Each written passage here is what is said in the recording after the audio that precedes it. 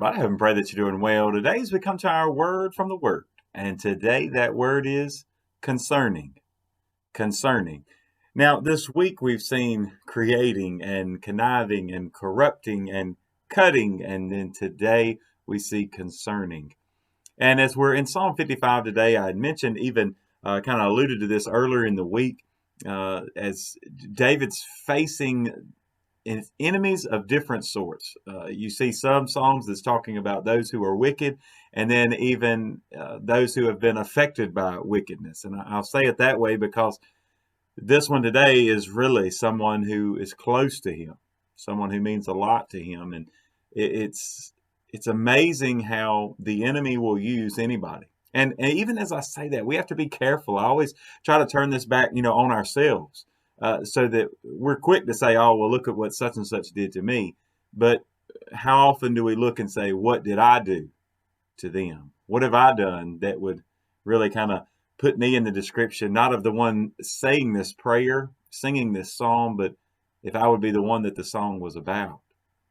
So just keep that in the back of your mind as we talk about this today, that David is looking at a companion who has betrayed him. And let's just dive right in. I want you to see, I'm going to read a couple verses there in the middle of the Psalm, Psalm 55, and then I'm going to jump all the way to the end. It's a statement he makes at the very end that ties it all together. So Psalm 55, and we're going to look at verses 12 through 14. It says, "For it is not an enemy who reproaches me, then I could bear it. Nor is it one who hates me, who has exalted himself against me, then I could hide from him. But it was you, a man my equal, my companion, and my acquaintance. We took sweet counsel together and walked to the house of God in the throng."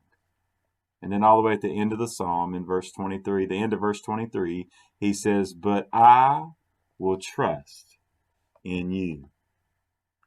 Now, he's changing, right? He's talking about originally, he's upset with this person, with this friend. He can't believe that he betrayed them. But then by the end, and as you read I encourage you to read the whole psalm, he gets to the end, he says, "But God, I will trust in you."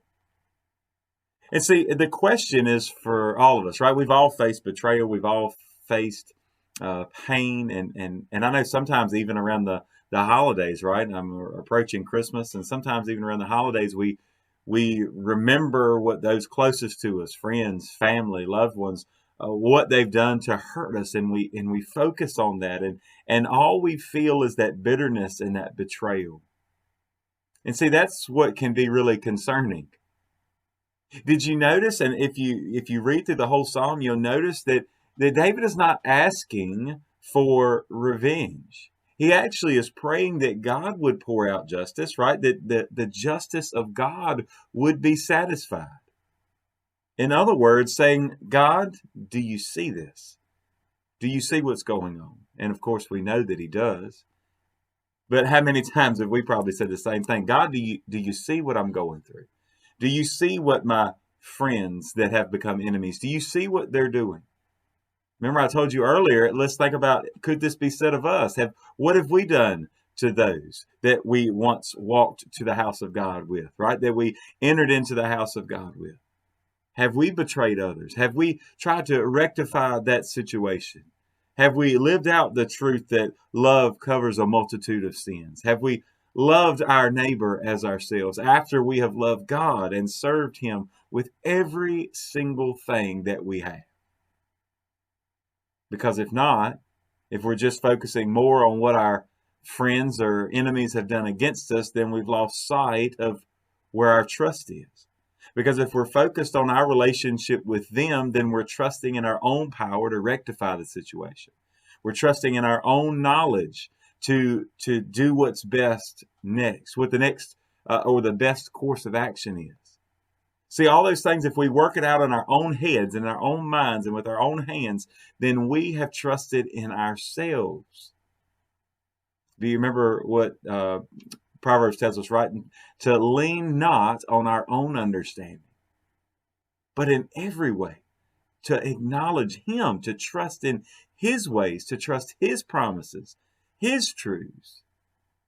No wonder David here says, when it's all said and done, when he goes through it all thinking about what he's been facing, and he says, but I will trust in you. So today, if you're concerned about what others may have done to you, maybe if it's even a little concerning what you have done to others, let's rectify that. Let's ask forgiveness. Let's forgive others. Let's let love cover a multitude of sins. And at the end of the day, and all day, every day, let's decide to trust in Him and Him alone. God bless you, and I pray you have a great, great day.